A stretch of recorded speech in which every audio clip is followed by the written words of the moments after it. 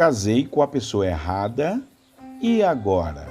Eu sou o pastor Wellington, sejam bem-vindos ao nosso canal e nós estaremos respondendo esta pergunta: casei com a pessoa errada, e agora? Mas antes da gente entrar nessa meditação, eu gostaria de mandar a paz do Senhor para algumas pessoas que fizeram aí os seus pedidos de orações. Estarei incluindo também na oração daqui a pouquinho pela tua vida.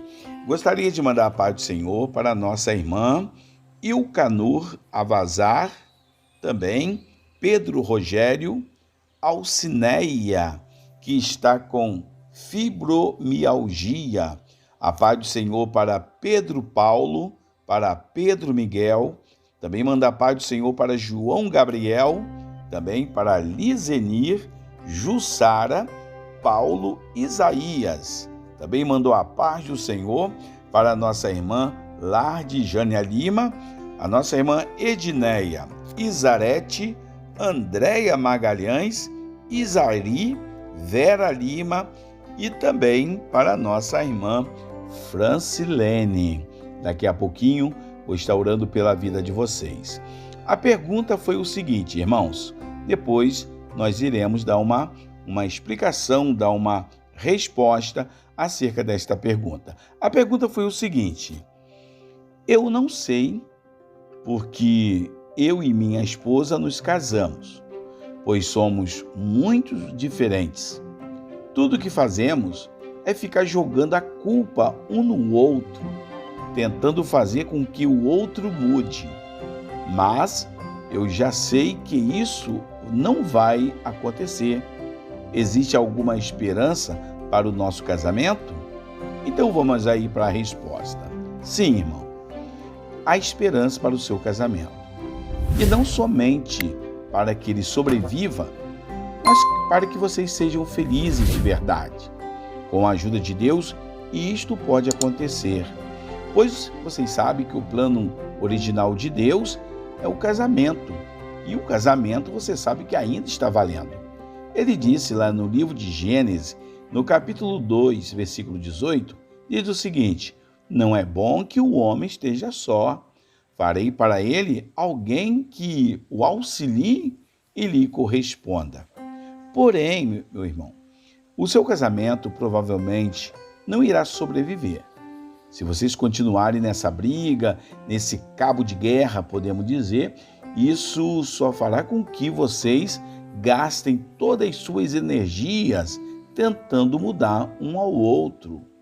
Quanto mais vocês fizerem isso, mais difícil se tornará, pois a sua companheira ficará triste e mais resistente a mudanças.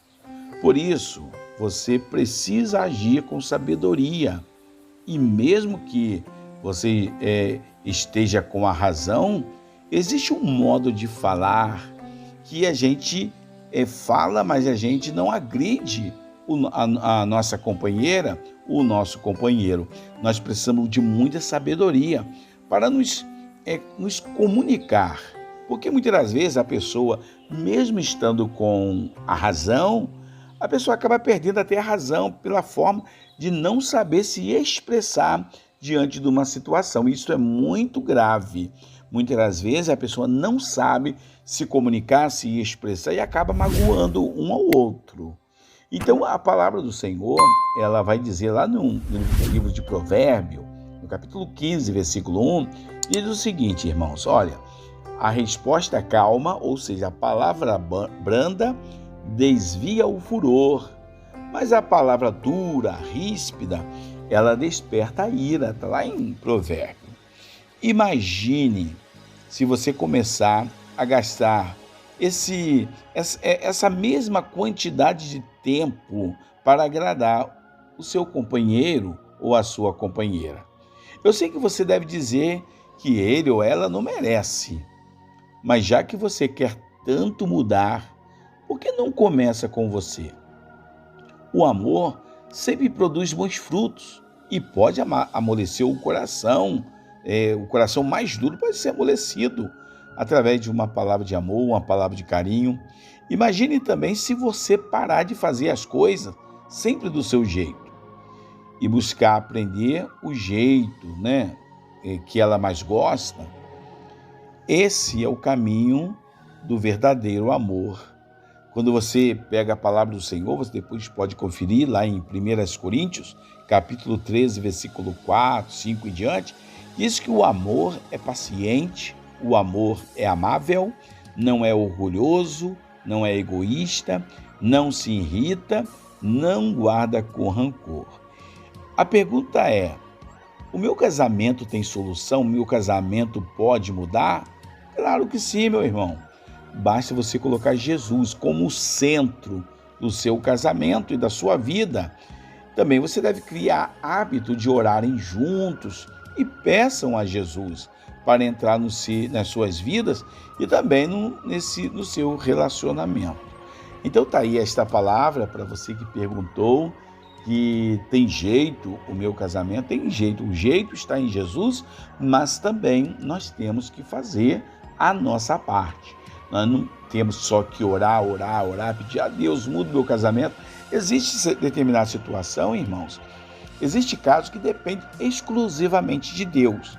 Existe caso que depende exclusivamente de você. E existe caso que depende de Deus e depende de você. Nesse caso aí, depende tanto de Deus como de você. Mas você tem que fazer a sua parte também.